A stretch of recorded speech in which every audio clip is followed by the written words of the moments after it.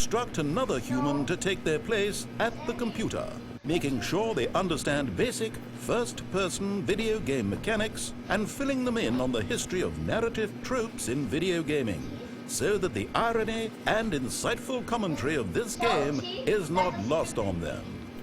All right, when you've done that, just step out into the hallway.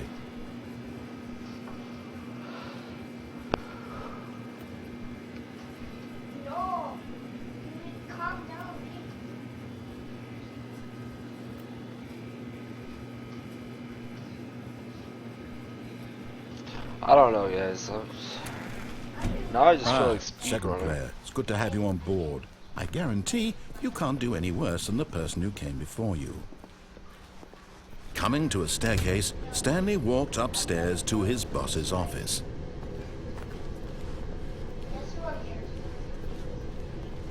But Stanley just couldn't do it.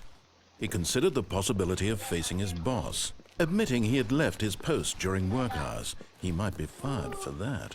And in such a competitive economy, why had he taken that risk? All because he believed everyone had vanished. His boss would think he was crazy. And then something occurred to Stanley. Maybe, he thought to himself, maybe I am crazy.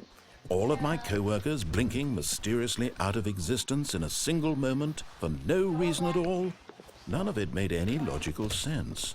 And as Stanley pondered this, he began to make other strange observations. For example, why couldn't he see his feet when he looked down? Why did doors close automatically behind him wherever he went? And for that matter, these rooms were starting to look pretty familiar. Were they simply repeating? No, Stanley said to himself, this is all too strange. This can't be real. And at last, he came to the conclusion that had been on the tip of his tongue. He just hadn't found the words for it. I'm dreaming, he yelled. This is all a dream. Oh, what a relief Stanley felt to have finally found an answer, an explanation. His co-workers weren't actually gone. He wasn't going to lose his job. He wasn't crazy after all. And he thought to himself, I suppose I'll wake up soon. I'll have to go back to my boring real-life job pushing buttons. I may as well enjoy this while I'm still lucid. So, he imagined himself flying and began to gently float above the ground. Then he imagined himself soaring through space on a magical starfield, and it too appeared. It was so much fun, and Stanley marveled that he had still not woken up. How was he remaining so lucid? And then perhaps the strangest question of them all entered Stanley's head. One he was amazed he hadn't asked himself sooner. Why is there a voice in my head dictating everything that I'm doing and thinking? Now the voice was describing itself being considered by Stanley, who found it particularly strange. I'm dreaming about a voice describing me, thinking about how it's describing my thoughts, he thought. And while he thought it all very odd and wondered if this voice spoke to all people in their dreams, the truth was that, of course, this was not a dream. How could it be? Was Stanley simply deceiving himself, believing that if he's asleep, he doesn't have to take responsibility for himself? Stanley is as awake right now as he's ever been in his life. Now, hearing the voice speak these words was quite a shock to Stanley. After all, he knew for certain, beyond a doubt, that this was in fact a dream. Did the voice not see him float and make the magical stars just a moment ago? How else would the voice explain all that? This voice was a part of himself too. Surely, if he could just... He would prove it. He would prove that he was in control, that this was a dream. So he closed his eyes gently, and he invited himself to wake up. He felt the cool weight of the blanket on his skin, the press of the mattress on his back, the fresh air of a world outside this one. Let me wake up, he thought to himself. I'm through with this dream. I wish it to be over. Let me go back to my job. Let me continue pushing the buttons. Please, it's all I want. I want my apartment, and my wife, and my job. All I want is my life exactly the way it's always been. My life is normal. I am normal. Everything will be fine. I am okay. I said bye. No, la. Stanley began screaming. Please, someone, wake me up. My name is Stanley. I have a boss. I have an office. I am real. Please, just someone tell me I am real. I must be real. I must be. Can anyone hear my voice? Who am I? Who am I? And everything went black.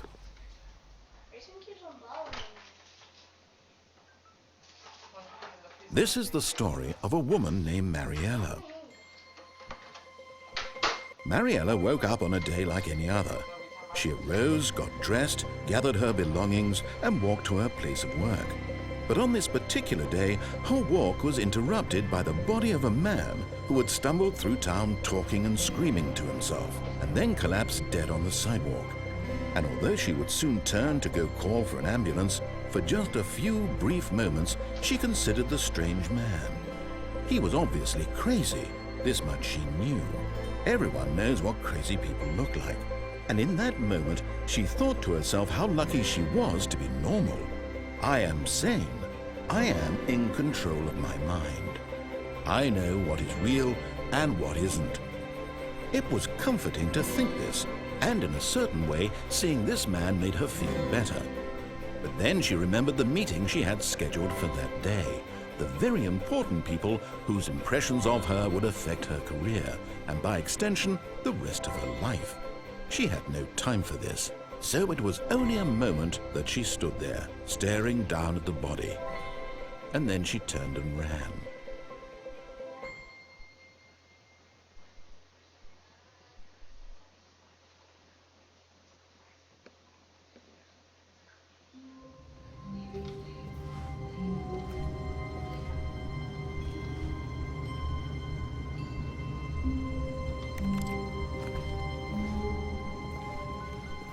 Wait, Stanley thought to himself.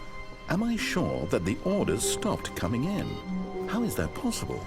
They never stopped. Surely I was mistaken.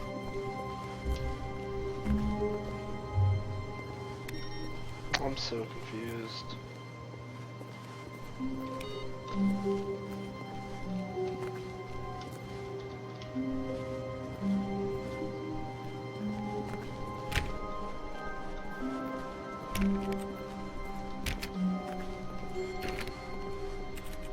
When Stanley came to a set of 2 open doors, this was not the correct way to the meeting room, and Stanley knew it perfectly well. Perhaps he wanted to stop by the employee lounge first, just to admire it. The lounge was grand, majestic, perhaps too majestic, like a combination of a much smaller version and a much larger version of this exact room. It all made Stanley uncomfortable, and he started to bleed a little. This made him smile. At last, proof that he was human.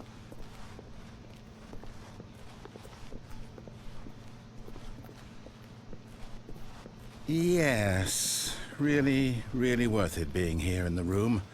A room so utterly captivating that even though all but eager to get back to business, Stanley took the first open door on his left.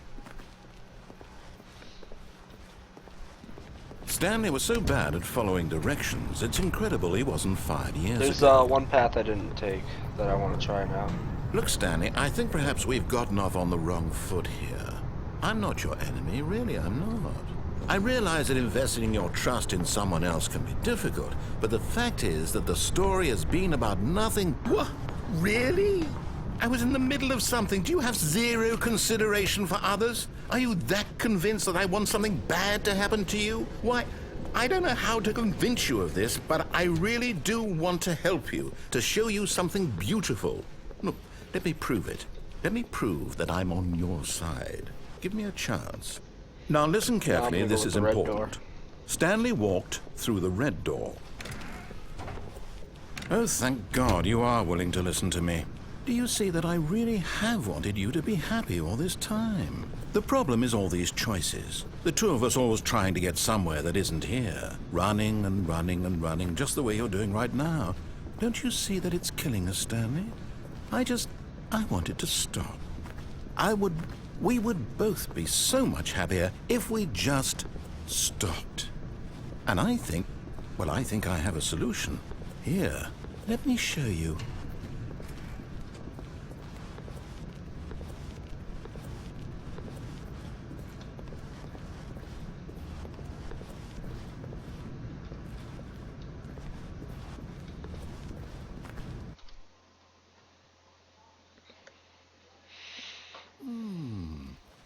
do we want? What are we looking for?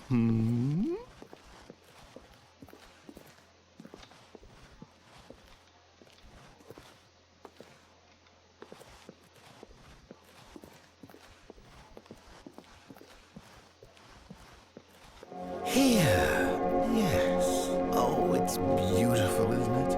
If we just stay right here, right in this moment with this place, Stanley, I think I feel happy. I actually feel happy.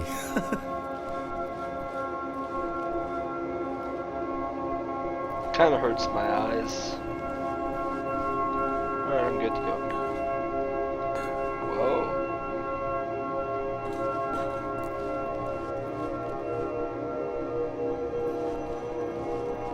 That's crazy.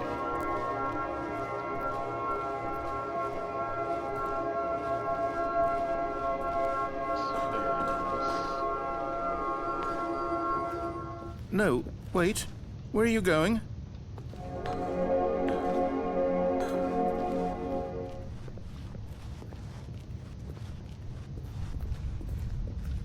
Oh no. Stay away from those stairs. If you hurt yourself, if you die, the game will reset. We'll lose all of this. Please, no, Stanley, let me stay here. Don't take this from me. Yay! No! Oh, no.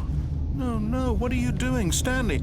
Please, I'm asking you not to take this away from me. I can't go back to what I was before. If you die, we'll both go back. Why are you doing this? Stanley, let's go back to the other room. Can you do that? My God, is this really how much you dislike my game? That you'll throw yourself from this platform over and over to be rid of it? You are literally willing to kill yourself to keep me from being happy. Am I reading the situation correctly? Or maybe you're just getting a kick out of it. I don't know anymore. I just wanted us to get along. But I guess that was too much to ask. It looks like you wanted to make a choice after all. Well, this one is yours. Is it over? It's going to restart, isn't it? I'm going back. I'm starting to feel bad for this guy, but then again, I'm kind of like, yeah, this guy's fucking annoying. Let's keep shit up. All of his co-workers were gone. What could it mean? Stanley decided to go to the meeting room. Perhaps he had simply missed a memo. Alright, now I'm gonna go with the default route, which is pretty much everything he tells me to do right off the bat.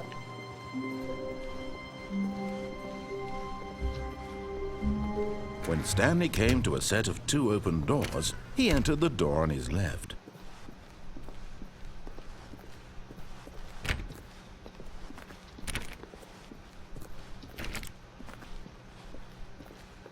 Yet there was not a single person here either.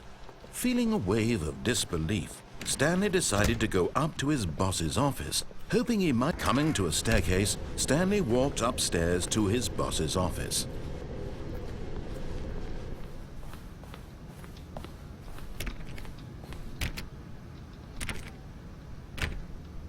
It's the executive bathroom.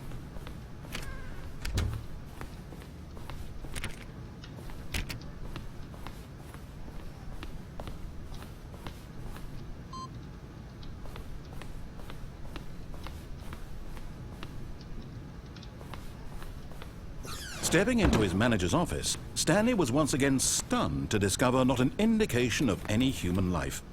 Shocked, unraveled, Stanley wondered in disbelief who orchestrated this. What dark secret was being held from him? What he could not have known was that the keypad behind the boss's desk guarded the terrible truth that his boss had been keeping from him. And so the boss had assigned it an extra secret PIN number, 2845. But of course,